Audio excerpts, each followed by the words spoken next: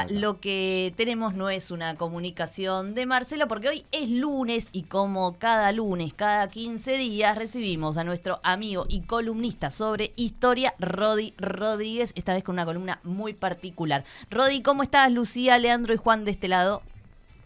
¿Cómo andan, chicos? ¿Cómo están? Buen día. ¿Todo bien, vos? Muy bien, muy bien.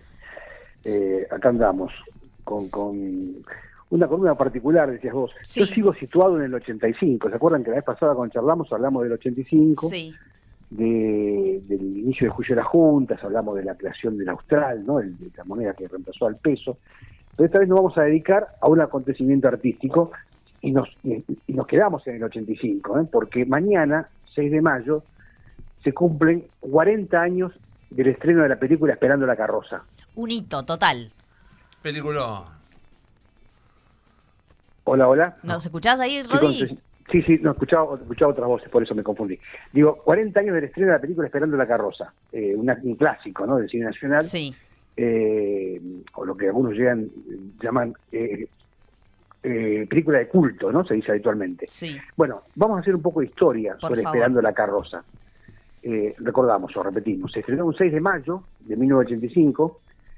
La trama creo que casi todos la conocen, me parece que todos la hemos visto o sabemos de qué se trata. Una señora mayor, que la familia se llamaba Mamá Cora, sale de su casa, va a la casa de enfrente, nadie la ve, la familia cree que se perdió, bueno, luego suponen que se murió, y en el medio de todo eso una búsqueda frenética de los hijos, con enfrentamientos familiares, mucho conventillo, diálogos muy graciosos con humor negro, cinismo, ironía, bueno, muchas situaciones absurdas, mucha exageración en las expresiones, bueno, todos los condimentos de lo que podríamos encuadrar en el sainete criollo o más precisamente en el grotesco rioplatense.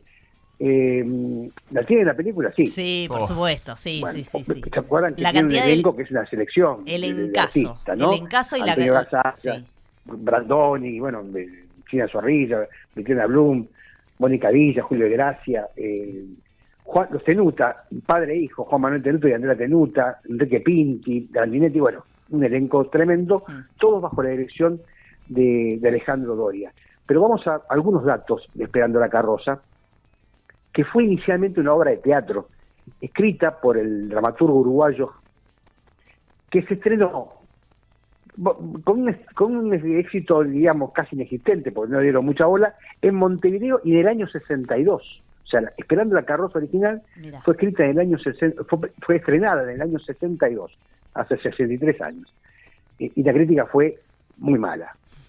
La obra pasó a medio del olvido y volvió a escena 10 años después, pero en versión televisiva, en el Canal 9 de Buenos Aires, bajo la dirección de Alejandro Doria, y con algunos actores que luego repiten la versión cinematográfica, por ejemplo, China Zorrilla.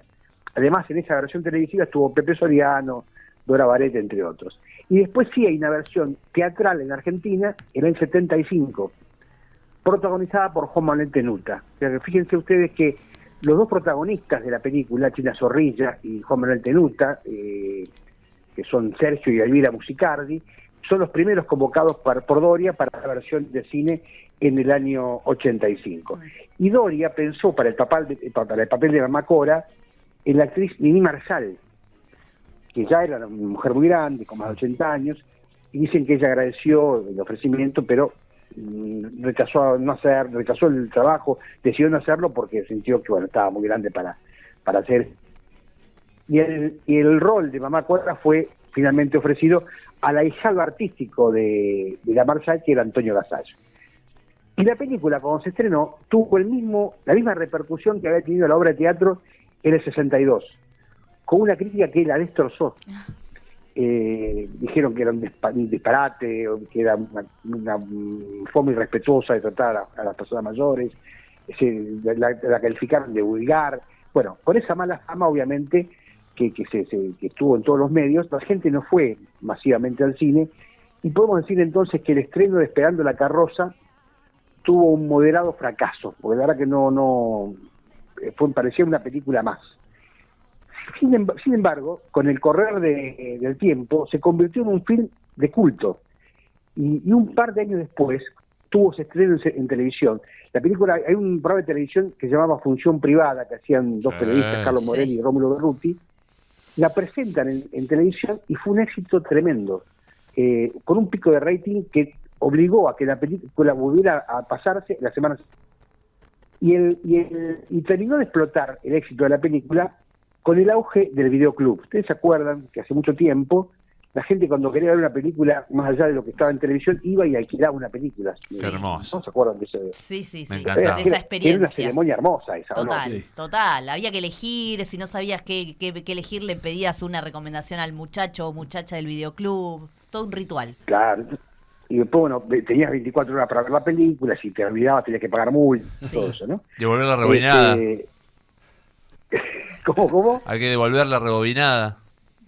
Había que revolver, exactamente. Sí.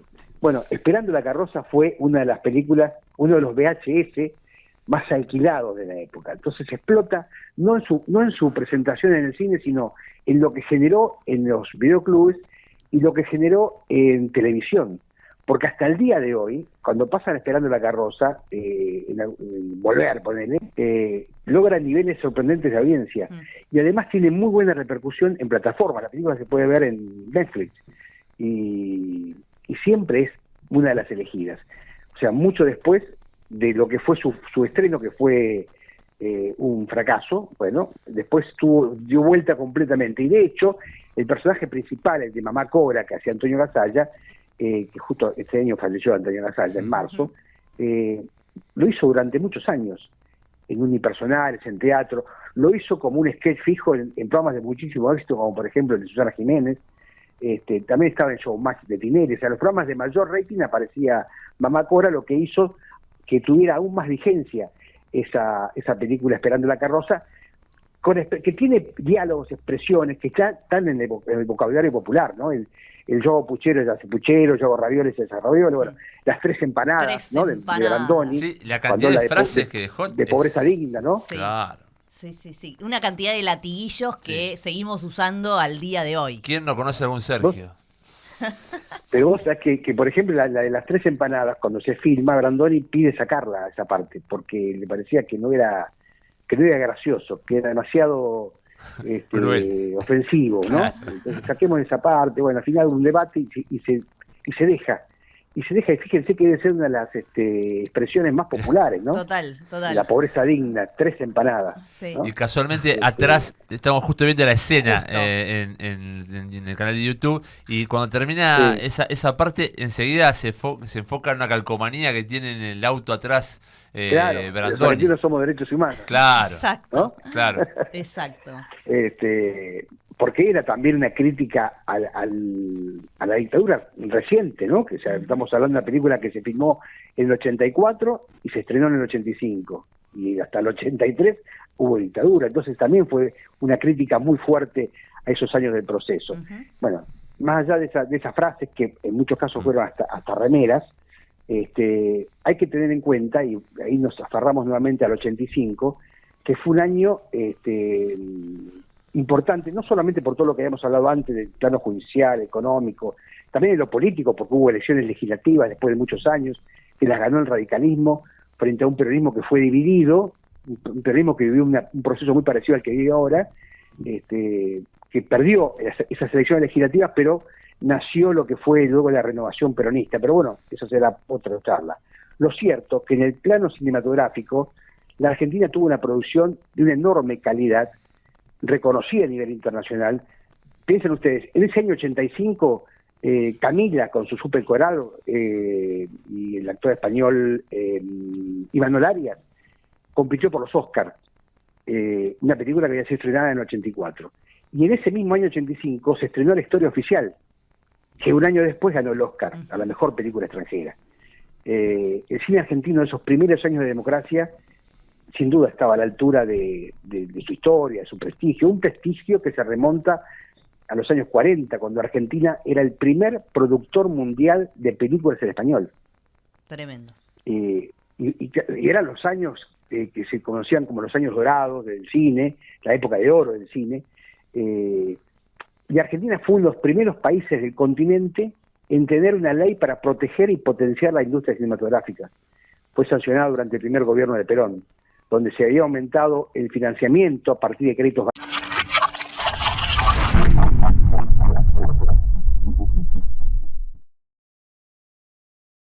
frente a la competencia fuerte, obviamente, como siempre, de los Estados Unidos, ¿no? Esa tradición argentina de fomentar y respaldar a la industria cinematográfica se mantuvo en todos los gobiernos, en todos. O sea, a veces con la inocultable intención de que el cine forme parte de la propaganda oficial. Eso se dio mucho durante la dictadura. Ustedes, bueno, no sé si se acordarán, pero hay películas de Palito Ortega haciendo de militar, de aeronáutica, donde siempre se veía la colimba no es la guerra, ¿no? Toda una serie de películas cómicas, pero que tenían un trasfondo, Rambito y Rambón, donde mostraba siempre la parte amable de los militares. Bueno, todas esas películas eran fomentadas durante la dictadura, pero lo concreto es que ningún gobierno se animaba, a nadie se le ocurría desfinanciar al cine por completo. En el menemismo, que obviamente hubo recortes y hubo ajustes, bueno, un gobierno liberal, sin embargo, durante la gestión de Pacho O'Donnell como ministro de Cultura, se aprobó el Fondo de Fomento Cinematográfico, que es la principal fuente de financiamiento del INCA. Uh-huh. El INCA es el Instituto Nacional de Cine y Artes Audiovisuales.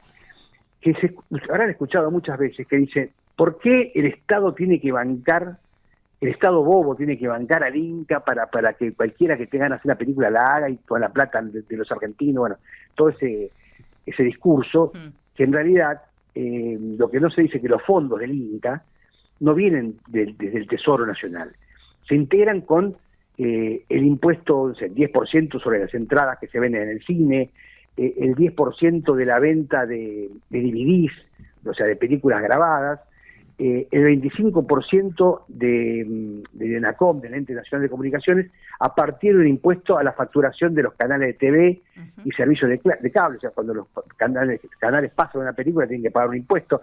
De todo eso, con todo eso se arma un fondo que se destina, o debería destinarse, a la realización de películas que no es solo entretenimiento. Cuando hablamos de industria cinematográfica también hablamos de generación de laburo, además de defensa de la cultura nacional, de la identidad nacional, con producciones en algunos casos de altísimo nivel. Simplemente para recordar algunas, de las películas que contaron con apoyo del INCA, hubo 8 que fueron candidatas al Oscar: La Tregua, Camila, El hijo de la novia, Tango no me dejes nunca, Relatos salvajes, Argentina 1985, y las 2 que sí ganaron el Oscar, que fue La historia oficial y El secreto de sus ojos. Y también hubo premiaciones en otro de los grandes premios del cine a nivel internacional, que es el Goya, que desde que se creó ese galardón, el rubro mejor film iberoamericano tiene Argentina en el tope. De las 37 estatuillas Goya que se entregaron, 19 fueron para una película argentina. Por eso resulta algo insólito que la decisión del gobierno, ¿no?, de pasar al INCA, no es otra cosa que destruir o intentar destruir la cultura nacional, dejar en estado de agonía a uno de nuestros mayores orgullos. La Argentina es increíble, dejó de tener presencia en los festivales internacionales más importantes, como Berlín, Cannes. El gobierno de Milei echó a muchísimos empleados del INCA y desfinanció películas y festivales hasta llegar a este presente inédito. Ninguna película argentina fue aprobada por el INCA durante todo el 2024 y lo que va del 2025. Un récord absoluto en la historia argentina. O sea, traemos a cuenta entonces este recuerdo de los 40 años de Esperanza Rosa, ese grotesco, que es una película de culto, para llegar a grotesco y triste de ver que el cine está en agonía, como nunca antes en la historia argentina. Agrego, Rodi, que el año pasado, a pocos meses de asumir Milei, el gremio ATI hizo una denuncia y puso en evidencia que el gasto público por el INCA en el 2023 había sido del 0,03% del presupuesto nacional.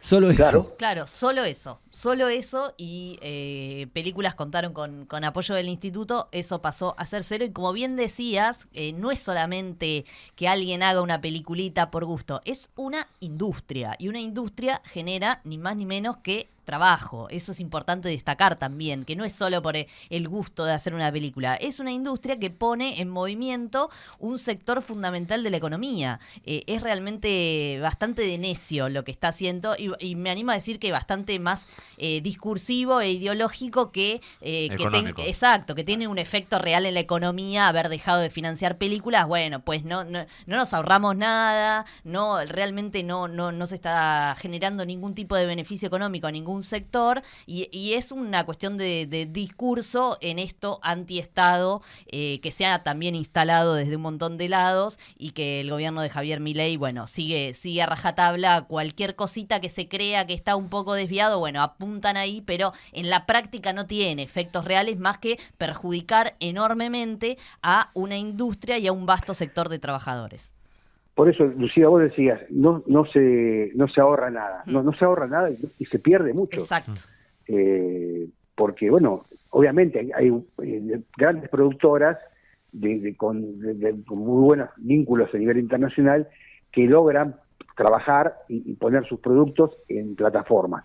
Estamos viendo y estamos siendo testigos del gran éxito internacional del Eternauta, ¿no? Sí.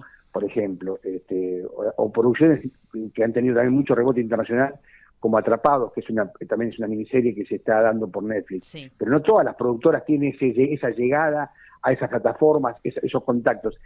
Pero lo que sí se demuestra en esos casos es el enorme nivel, la jerarquía que tienen el cine argentino o las productoras audiovisuales para generar productos como los que estamos viendo en plataformas. Pero se le está quitando la posibilidad a una infinidad de trabajadores a poder realizar su laburo, justamente por impedir que plata que no es del Estado vaya a financiar películas argentinas. Que no se haya financiado una sola película en un año y medio es increíble. Sí, increíble. Sí, y que lo celebren como un logro, como si fuera algo como nuevo, un triunfo, claro. Es realmente patético. Sí, tiene que ver con la batalla cultural que tanto se nombra y no tiene que ver con lo económico ni con el ahorrar el gasto público. Entonces hay una cuestión de intención ideológica, como bien decía Lucía, que va un poco por ahí. Volviendo, Rodi, a la cuestión de la película, se hizo una segunda parte que no tuvo tanto éxito, no fue tan buena. No, viste que siempre hay una vieja frase, ¿no? Las segundas partes nunca son buenas. Sí. Pero bueno, me parece que hay en Capital Federal también está en escena en teatro, Esperando la carroza. Pero fue tan impactante en los personajes que lograron en su momento, China Zorrilla, Tenuta, y sobre todo Betiana Blum, Brandoni, que la verdad que terminó siendo irreemplazable, eso, muy difícil de que se repita ese éxito, ¿no? Porque hay gente que, además, hay un grupo que se llama Los Carroceros. Sí, te iba a decir, es un documental, está en Cinear, que cuenta todo tipo de fanáticos que saben al pie de la letra los textos de la película. Bueno, y más, hacen ceremonias a la casa donde se filmó la película, que está intacta, y en el barrio de Versalles la gente va hacia ese lugar, recorre esos puntos de esas locaciones en las que se hizo la película. Es un nivel de fanatismo muy grande, ¿cierto? Está el Cinear, que por ahora puede verse. Cinear, recordemos, dejó de ser parte del área de cultura y lo maneja Dorni, con lo cual no sabemos cuál va a ser el destino de Cinear, ¿no? Pero bueno, por ahora se puede ver en Cinear. Bueno, por ahora, así que los que pueden, por ahora aprovechen que está todavía en línea. Rodi, te queremos agradecer muchísimo que nos hayas traído a la memoria a Esperando la carroza, un peliculón. Si alguien por esas casualidades de la vida no la vio, vayan a verlo.